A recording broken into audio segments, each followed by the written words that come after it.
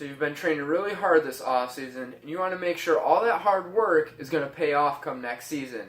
In today's video, I'm going to show you 2 different strategies to help track your strength gains to ensure that you are becoming stronger, and that way it will help you become a better, faster paddler for next year's races. Yeah.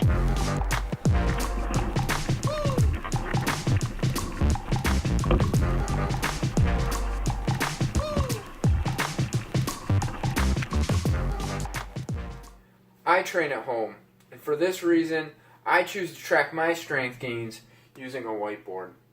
Now, after I show you how to use a whiteboard to track your strength gains, I'm also going to show you how to use it using a notebook. But if you do train at home, I would highly suggest using a whiteboard, and the reason for it being is that you can get a lot more information quickly using a whiteboard than you can flipping through pages of a notebook. I have my whiteboard set up in 2 distinct categories. In this category right here, you're going to see this is what I would call my season tracker or a PR tracker. Okay. At the top, I have what I tested out at the beginning of the off season, and down here I write my goals. So these are strength-based goals. So for example, I want to be able to do an unbroken set of 20 pull-ups. I want to be able to do an unbroken, set of 75 push-ups, and different strength goals that I personally have for my off season. At the top, I have, when I started the off season, I took a day where I did the majority of these, if not all of these, and I tested them to see where my current ability levels are. And then in the middle section is a running tally of any time that I progress from my initial testing. So, I have bench and my squats and my pull-ups, and so every time I hit a PR during the season, I track it on here, so I always have a running tally to see how fast I'm progressing and how far I have to go until I reach my goals. Okay, now that we have our goals set and we have our PR tracker on our board, we're going to go over the rest of the board. Okay, and the rest of the board is basically a running tally of our current workouts. So as we progress through the season, we're going to use this whole section devoted towards the actual workouts that we're performing. So how I do this is I start off in the left side and I move all the way to the right side. And I denote, you're going to see these lines in here. And each line is a new week. Okay, so, in this, on my current board, I have 1, 2, 3, 4, 5, 6, 7 weeks on this whiteboard right now. So I can refer back to what I was doing 7 weeks ago. Okay.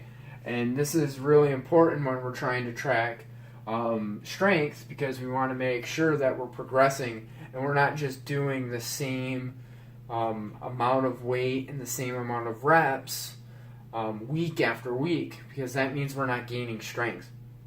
Okay, so if you notice that, you're probably not training hard enough, or you're not recovering well enough. Okay, so there's a number of different factors that we can talk about with that, but generally, most people aren't going to be having those type of issues as long as you're tracking and you're making sure and you're just not forgetting what you did last week and then doing the exact same thing. Okay? So, going from the left to the right, what I did is I write down the day and the date of the workout. And then in the first column of the workout is going to be an exercise, and then you're going to have weight, reps, okay? And then each set, okay?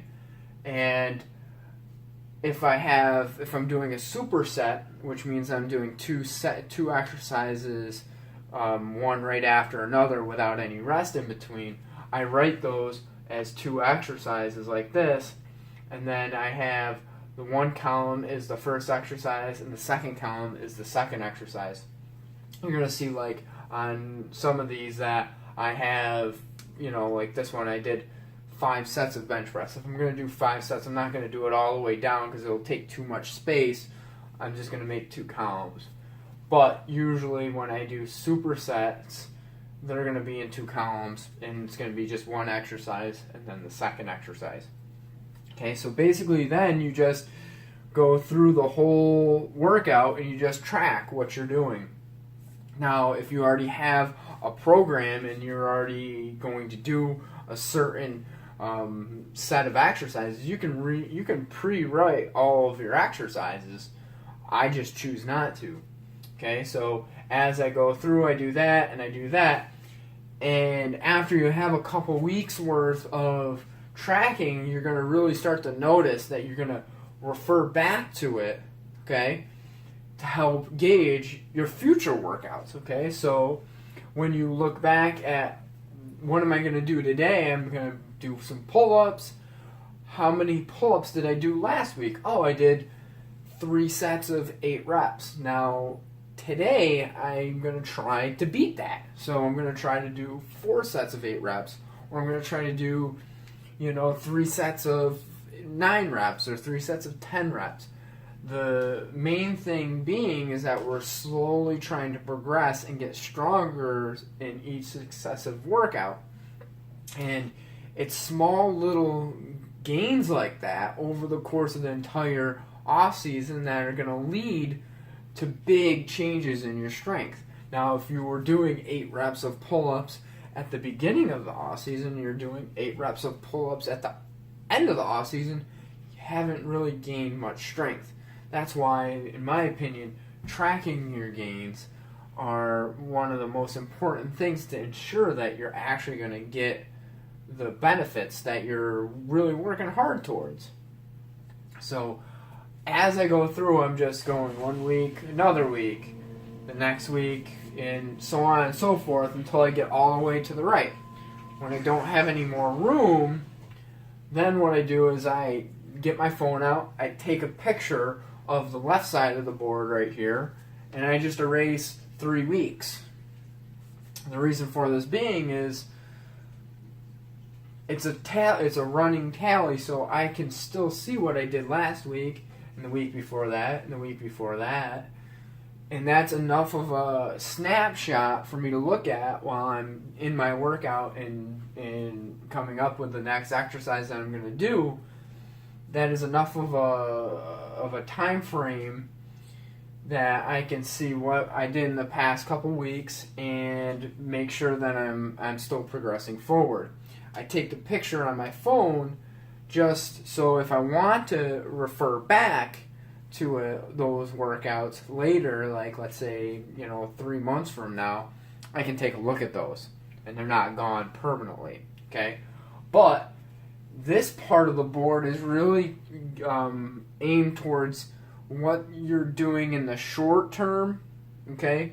And the long term is why we have the PR tracker on the right side of the board. So you have shorter term, you have what you're doing in a day and in a month, okay, on this side of the board, and then you have what you're doing over the entire course of the off season on this side.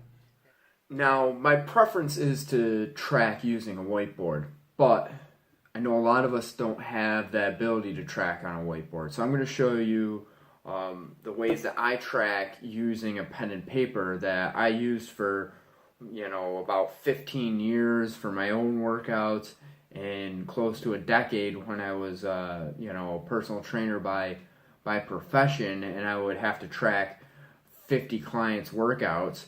I needed a way so I could access my information quickly, okay, so I didn't slow up the workout.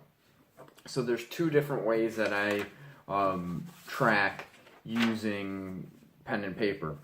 The first way is keeping a single type of workout that you're going to repeat for 4 weeks, let's say. So like on this example, I have bent over rows, I have bench press, pull-ups, overlap, pull-downs, parallel dips, overhead press, supersetted with dumbbell laterals, planks supersetted with tricep press downs, and then med ball twists. And so how we break this up so you can keep 4 weeks worth of data on here is you make dashes for how many sets you're planning on doing it on your first week, and then how many weeks you're planning on tracking this workout. As I get to that workout, I make as many dashes.